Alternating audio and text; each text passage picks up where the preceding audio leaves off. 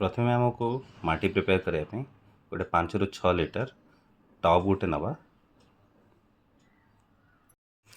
तापर गोटे खाली 1 लिटर पानी बोतल नवा 30% ठिपिरु रखी काटी नवा 50% कोकोपीट 50% गार्डन सॉइल नवा भलसे मिक्स करिवा नर्सरी रू आनिथिबा गछ को 2 ରୁ 3 दिन घरे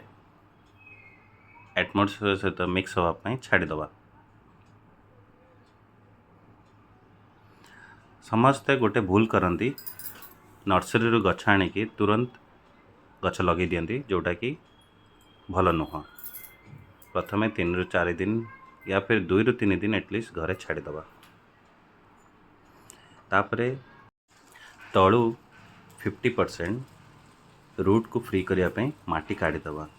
समस्ते से लगे दियंती जो द्वारा कि रूट भलसे स्प्रेड हो पारे आउ तार ग्रोथ रेट कमी जाए आम एमती 50 ରୁ 50% एटलिस्ट काढ़ीदवा बिल्कुल टेंशन नियंतुनी किसी हेनी गछ को तार रूट्स गुड़िक बहुत फ्री होइए भलसे ऑक्सीजन पाइबे आप देखिपे वीडियो रे केमती रूट्स गुड़ा सब देखा जाउछि एबे आमे गछ को लगेबा प्रतिदिन पानी आउ नेचुरल फर्टिलाइजर बनवाई एक कटाई बोतल को नवा ठिपी पाखरे 5 ରୁ 10 छोट छोट कणा करी ताको आमे रेडी करी नवा पट पाई नहीं 10 लिटर पानी बोतल को प्रथम काटी नवा एवं 40 ରୁ 50% आगे माटी फिल करदवा आउ ये जो प्लांट जो हमें माटी काढ़ी नहीं ताको आमे प्लांट करवा अभी आप देखिपे मुझे गछटा को टे पछ पाख रखी कहीं या कटाई बोतल को लगेबी कटाई बोतल को ये रखी बाकी चारि पाखरे आमे माटी फिल कर नवा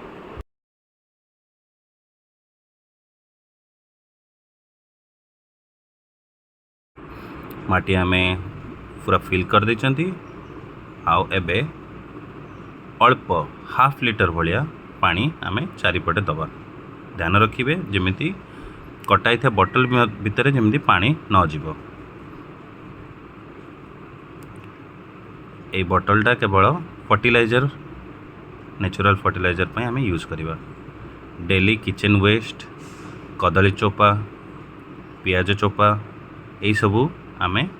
या भितर रखी नेचुरल फर्टिलाइजर पे यूज कर परिबा।